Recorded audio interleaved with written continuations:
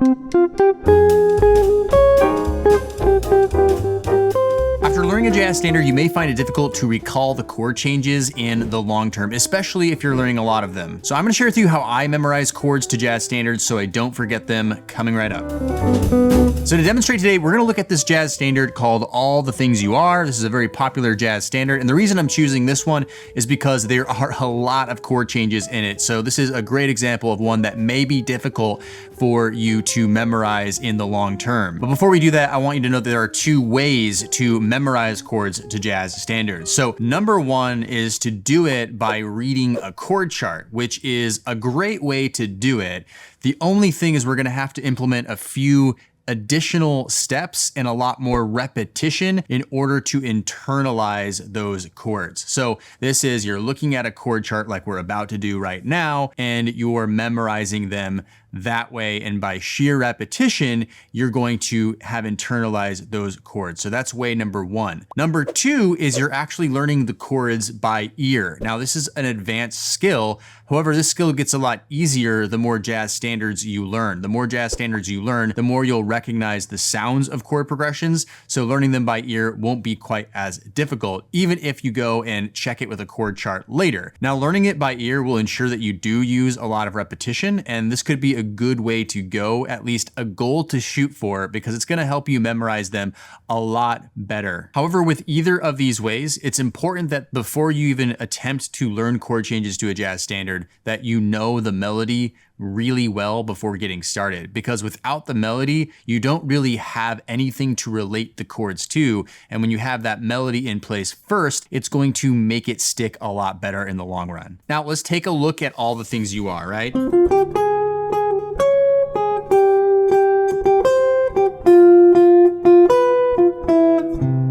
Right? That's the first part of the melody of All the Things You Are. So the first things I like to look for when I'm trying to memorize chords is what key are we in, okay? So we have 4 flats here. So if you know just some basic music theory, you know that that's in the key of A flat major. Now, A flat major. Now that doesn't necessarily mean that we always start with an A flat major. And in this case, we don't start with an A flat major chord. So what chord do we start with is the second thing I look for. What is the first chord that we start on? And in this particular case, it's F minor 7. So when I'm relating the melody, you know, even if you don't play a chordal instrument like me, right, you want to think about that melody note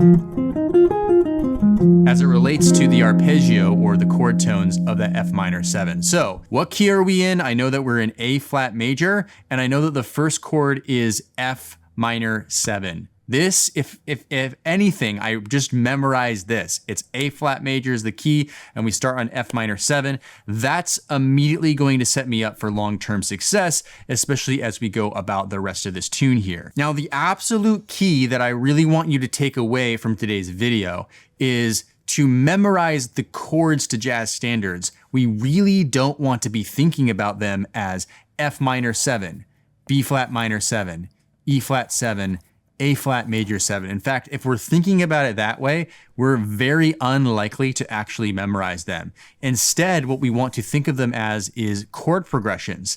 But even more important than thinking about them in terms of chord progressions, we want to think about them within tonal centers. I'll talk more about that in 1 second. So the real key in my mind is analysis of the chords. And when I'm talking about analysis, I'm talking about Roman numeral analysis. So for example, if I know that we're in the key of A flat major, and I ask myself, what is this F minor 7th chord in the diatonic series of A flat major, I would know that it's the 6th chord, right? So if we start with A flat major as our 1 chord, and then we go to our 2 chord, which is B flat minor 7, and then we go to C minor 7, which is our 3 chord, and then we go to D flat major, which is our 4 chord, and then our 5 chord is E flat 7, and our 6th chord is finally F minor 7. So it's important, if you want to do Roman numeral analysis, that you understand where chord progressions come from, which is exactly what I just showed you, at least in a major key. So moving forward, we know that we start on the 6th chord. Now the next chord is B flat minor 7, right? right? That's the melody note associated with it. And again, I don't want to just think about what is this one chord by itself. Let's look ahead for a second and look at this E flat 7, right? E flat 7 resolves to A flat major 7. Now, important to look here is that all of these bass notes, F, B flat, E flat, and A flat, are moving in fourths, okay? Moving in fourths. And whenever I see moving in fourths, like the B flat minor 7 to the E flat 7, that's a dominant 7th chord, I want to ask myself, is this a 2-5-1 chord progression? And the answer is yes. Now, a 2-5-1 chord progression is the most common chord progression in all of jazz. So we want to become incredibly good at recognizing what a 2-5-1 chord progression is and making sure that, yes, we can put a name to this. It's a 2-5-1. It's not enough just to be able to hear what it sounds like. We want to put a name to it because that's going to help us ultimately memorize this jazz standard. So the first line is F minor 7, that's the 6th chord. B flat minor 7 is the 2 chord, E flat 7 is the 5 chord, and A flat major 7 is the 1 chord. So it actually takes us till bar 4 to get to the parent chord of this tune, A flat major. Now, before we continue, I said earlier that it's not important just to look at jazz standards within terms of chord progressions versus chords. It's also important to look at tonal centers, okay? So we have A flat major 7, which I would call a resolution. Basically, we start this phrase on F minor 7 and we're resolving to A flat major 7. How are we doing that? A 6-2-5-1 chord progression. All I really need to know is that the first tonal center that we're resolving to is A flat major, right? I know the key, it's A flat major. I know the first chord, it's F minor 7. And I know the first cadence resolves to A flat major 7, right? So what I will do after that is I want to look and see, are there other cadences here that we're resolving to? Well, for example, I see that here in bar 7, we resolve to this C major 7 for 2 bars. So even just by listening to the melody, right, we have,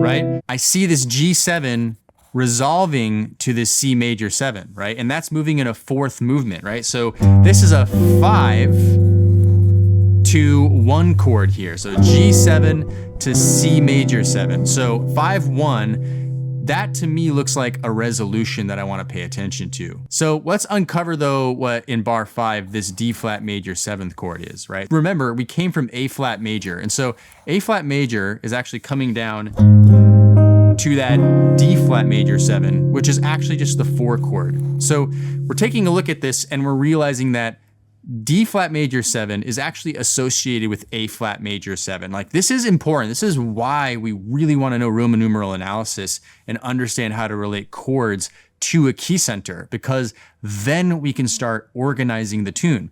So then we have another cadence that goes G7 to C major 7. That is not in the key of A flat major. So our second tonal center here is C major 7. So let's take a look at this color-coded analysis here of just these first 8 bars, right? Just these first 8 bars. I've color-coded it blue for A flat major and green for C major. Now, we do a lot of this color coding in our Inner Circle membership because it's just another way to visualize the organization of a tune, right? So let's start asking the important question. The important questions again are, what key are we in? A flat major. What's the first chord? It's F minor 7. What's the first cadence that we end at? That's A flat major, okay, the parent key. What's the second cadence? It's C major, right? So now I already know the things I just really have to hold on to is A flat major and then C major, right? A flat major and C major. And how do we tie that together with the melody? F minor 7, B flat minor 7, right? That's E flat 7. That's A flat major 7. D flat major 7, the 4 chord.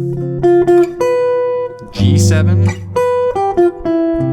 C major 7, right? So I'm really relating the melody to to the different chords, and this is helping. Okay, let's go back here again to bar number 9. Again, I kind of want to take a look at this chord progression and figure out what does it actually mean. Automatically, I'm looking at this F minor 7, B flat 7 to this E flat major 7, and because I've studied enough jazz standards, I know that this is a 2, 5, 1 in E flat major, right? And this C minor 7 would be a 6th chord of E flat major. So if I'm seeing a 2, 5, 1 to E flat major, to me, that spells out another cadence here that we're resolving to. And the C minor 7 must be related to the E flat major 7. Now, what's cool, again, with analysis is we start to look up patterns that the composer included into the tune. Looking back here at our color coding, we have our 6, 2, 5, 1 to A flat major in the first 4 bars. Then when we get to bar 9, we have 6, 2, 5, 1, only in a different key, in the key of E flat major 7. So wow, now this is becoming even easier to memorize this jazz standard because I just gotta remember the first chord we're starting with. The first cadence is A flat major 7. The second cadence is C major 7. Now the third cadence is E flat major, but I also know that it's the exact same chord progression as the first 4 bars, right? Now, if this is a little fuzzy for you still, or you feel like this is still overwhelming, I assure you as we keep going through this tune, it's gonna make even more sense how this is broken down. So let's go back and look at the next chord here. Next chord is A flat major 7. Now, what is A flat major 7 to the E flat major, right?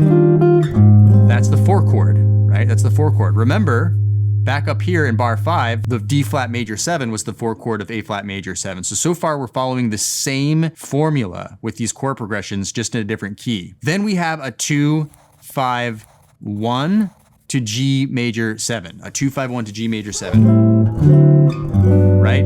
So again, the only difference here from bar 6 up here where we had just a G7 is we only had a 5 to 1. Well, here in bar 14, we have a 2, 5, 1, although sometimes people will just play a 5, 1, a D7 to a G major 7 as well, right?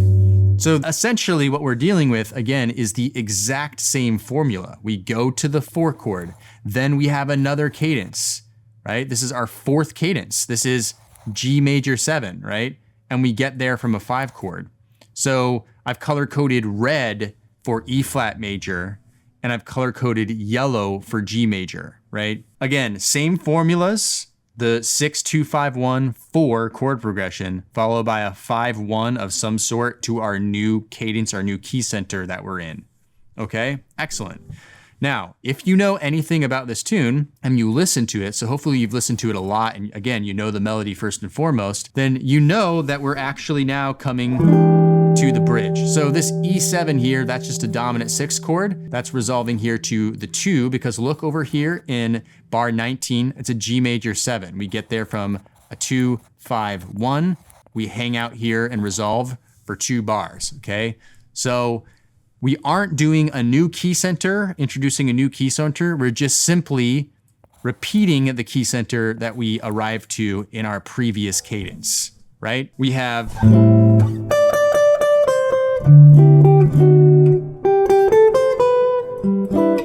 right? That's the melody note right there, the melody right there. So we're going to G major 7. This is our bridge. All right, now 2, 5, 1, right? 2, 5, 1, most basic chord progression in jazz. Now we have to go to another key, because if we look ahead, we go to E major 7. How do we get there? 2, 5, 1. E major 7. So then we have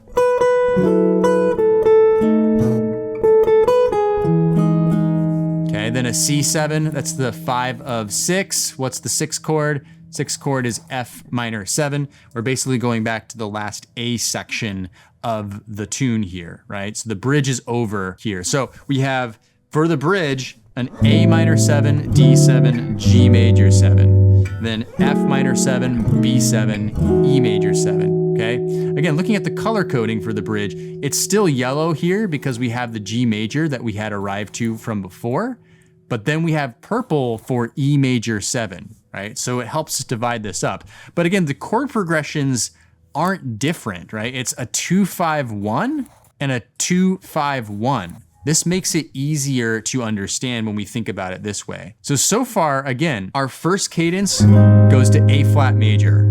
Our second cadence goes to C major 7. Bars 9 through 16 are basically a carbon copy of the first 8 bars, just transposed to different keys. So then we go to E flat major 7, and then we go to G major 7. The bridge is just back to G major 7, 2-5. Then another 2-5 in E major 7. Right? And then we're turning back to the A section, right? We're back to the top of the A section again at this F minor 7. That's the 6th chord. So the next phrase here is really just the same as the first 4 bars. We have a 6, 2, 5, 1, right? A 6, 2, 5, 1. So F minor 7, and the melody is the same too, by the way.